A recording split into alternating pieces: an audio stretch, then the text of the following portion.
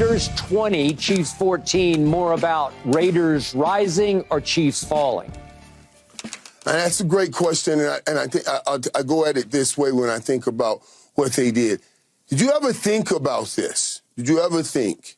Because when I look at that question, I say, okay, is that about Patrick Mahomes and the Chiefs going woof, or is that about the Raiders and Coach Pierce pushing these guys up because they haven't beaten the Chiefs in a long time with no coach. They went out, in 6-7 years, they went out and gave Josh McDaniels $60 million over 6 years, almost $10 million a year. They gave him $10 million a year to come in and bring an offense that can match what Kansas City has. That's what they paid him for. Let me tell you what that offense did yesterday. That offense had 0 offensive touchdowns. I'm talking about the Raiders. That offense had 0 offensive touchdowns.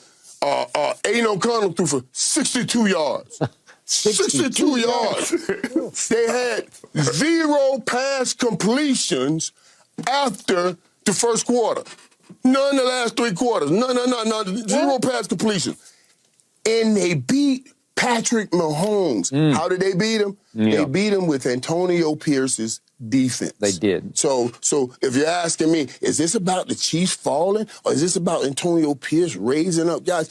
Antonio Pierce defense, a defense that has scored 4 TDs in the last 2 weeks. Never done before in the history of the Raiders when you have back-to-back games like that, where you score 4 defensive TDs. Yep. That right there in itself is incredible. So when you get a defense playing the way they're playing and an offense that's putting up nothing, and you're beating teams like the Chiefs, that's on the Raiders. Because, we know Patrick Mahomes is great, and Patrick Mahomes is great yesterday, and he gave them many opportunities. It's just the people around him. And I'm going to tell you something. That defense was all over Patrick Mahomes yesterday. It was pretty incredible to watch. They had made up their mind. Antonio Pierce says, I talked to this team. We talked about going in this game with ill intent. Yep. Violence. We were going to bring pain. Right. And they brought that pain to the Kansas City Chiefs. There's no way you can take credit away from the job he's done if you've been trying to bring in people for the last, I don't know how many years, and giving them $60, $70, $80 million to beat the Chiefs, and he just did it for you. Well said. Irv, playmaker. He said everything, Skip. We could just walk away. But I think that this is definitely more about the Raiders than it is the Chiefs. Now, the Raiders are doing fantastic things defensively, and they deserve credit. They've done fantastic things the last few weeks defensively. We talked about the defensive touchdowns. Jack Jones, who played for Antonio Pierce at Long Beach Poly in high school, has been a revelation for him. He kind of called his shot before the game and said, hey, if we get to Patrick Mahomes and we rattle him, the rest will fall into position. Yeah. And that's what they say, Irv. Yep. Hey, you cut the head off the snake, magic from the magician. Right. They said take the magic from the magician, and the rest will fall away. The act is over. The act is over. The act is over. It's a pretty cool. That was a pretty cool saying. And he backed it up. Irv, what did you say? Attack your weakness. You can beat a team by attacking their weakness. You can beat a team by its weakness, but you can break them if you attack their strength. And they looked broken yesterday.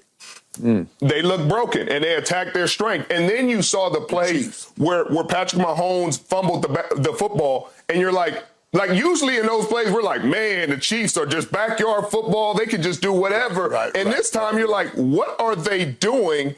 And the Raiders are like, violent, ill intentions. Like, oh, y'all want to get cute? Smack them in the mouth. Score a touchdown. Like, we're not playing this game with you anymore. And they said, hey, you did that ring around the rosy stuff and embarrassed us a few years ago. We're not playing that game anymore. So I think if you're Mark Davis and you're not already drawing up the paperwork to sign Antonio Pierce to a long-term deal, then I don't think you're doing it right. I don't think you're in the spirit of what your late great father, Al Davis, had in mind. Antonio Pierce embodies everything the Raiders want to be and everything that they've been in their past. You talk about a motivator, a guy who's willing to take a shot, to get into the trenches with his players. He's that guy. He's a guy that went in here and beat your division rival, the #1 team in your division for a long time, one of the best teams in the National Football League for the last 5-6 years, and hit him in the mouth and said, hey, we're here to stay. We're here to stay. So, Richard, I'm glad you brought up the late, great Al Davis, the godfather of this franchise. I was blessed to know him well, spent a lot of time around him, loved him. He was the ultimate maverick. He was against the grain. He did a lot of things the NFL did not love. I loved the man, and I loved watching and covering his glory days teams because they played this kind of defense that you saw yesterday. They knocked your block off. They played with physicality. They played with ill intent. They played with violence. And they brought pain, as Antonio said before and after the game yesterday. And it gave my heart some Christmas joy. I know we're combining pain with Christmas, but if you love football the way I do, and if you've been around it the way I have, and you've gotten to spend as much time as I got to spend with Al Davis and Bill Walsh and Tom Landry and on and on and on, Jimmy Johnson, you appreciate what you saw yesterday because it was a Christmas miracle what they pulled off. And there was nothing phony about it. There's nothing fake about it. There's no smoke and mirrors about it. It's just punch them in the mouth. Right.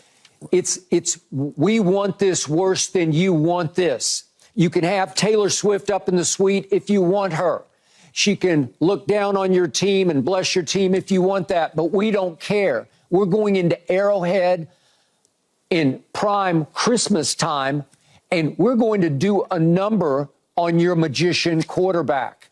And I know Antonio very well from ESPN. I work closely with him. I know Michael knows him very well, went to take a look at the inside Raiders practices and inside their facility. I know Richard knows him, but the Antonio I know has charismatic intensity about him, where when he speaks, you just listen to him. And to Richard's point, he's straight out of Compton. He was a Raider fan when the Raiders played in Los Angeles. He looks the part. He acts the part because he is the part. He's part and parcel of Raider Nation. He is that guy. He can exude what silver and black really means, heart of hearts. And it was a beautiful thing to watch. And I'm assuming the son of Al Davis, Mark, is now thinking, well, I don't want to bless him yet. I don't want to give him a long-term contract yet because we're playing at such a high level. We're on such a roll. Maybe we need to keep the carrot out there and let him sort of, the team think, we got to play for him. We got to win for him. We got to win. We got to get him a deal. Got to get him a long-term deal.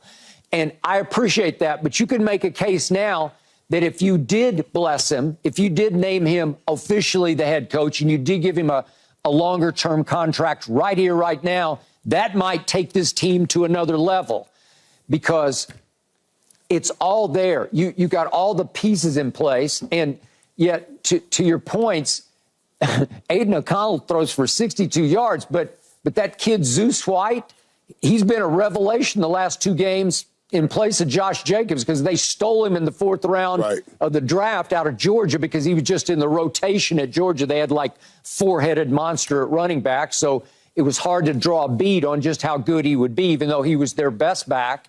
And look what he did again yesterday. They just ran it down. Kansas City's 22 for 145. That was the game. And then quickly, let's look before I hand the ball back to you guys. Let's look at those back-to-back turnovers with 5 minutes and then 5 seconds later in the second quarter, if we could see them. The first one, they get cute. This is Andy, okay. He's going circus on you. And they said, oh, watch this.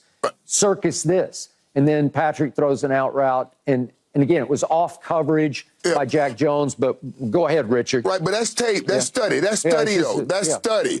That's study tape on that second interception, that touchdown, second touchdown.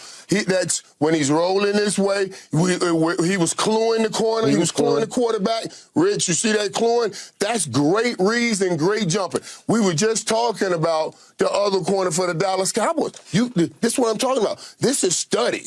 This is study. You got to know when a guy like that is going to try to make a play, what kind of plays he's made. And now, do I trust my study? Do I jump this? Because a lot of people, Skip, will see, Sherman can speak to that. You'll see it. Your brain will tell you, yeah, it's what you see, it's what you studied. And they'll still not jump it because they're afraid, because they're worried about making a mistake instead of winning the game like this kid does. Yep. That's what I'm talking about. Yep. Yeah, you're right. You're right. Fear and fatigue makes cowards of us all. And a fear of making a mistake, fear of getting beat is why corners don't make these great plays. They're just average corners. But that was a fantastic read, a fantastic belief. And back to Antonio Pierce and Mark Davis. Mark Davis gave McDaniel a 6-year deal. He hadn't proven anything as a head coach in the National Football League. Yep, and he still was confident enough to give him. This guy has coached your team. He has your players. Max Crosby will run through a wall and go to war for this man. And that's the best player on your team. Devontae Adams, the same way. And if your superstars believe in a guy like that, and they're willing to fight, and they're willing to do anything for him, that's your guy. And he is clearly their guy. By the way. Right. And one last thing. I know we got to go one last thing because Rich said something. Not only that, they gave a whole lot of money to John Gruden, of course, before that. Now, hopefully, they still paying so much money to coaches that they say, we shouldn't try that again. Let's stay what we have in house and give those dudes there a chance to build something because that's what it feels like they really want to do. Don't go try to bring anything in. Let us build from inside.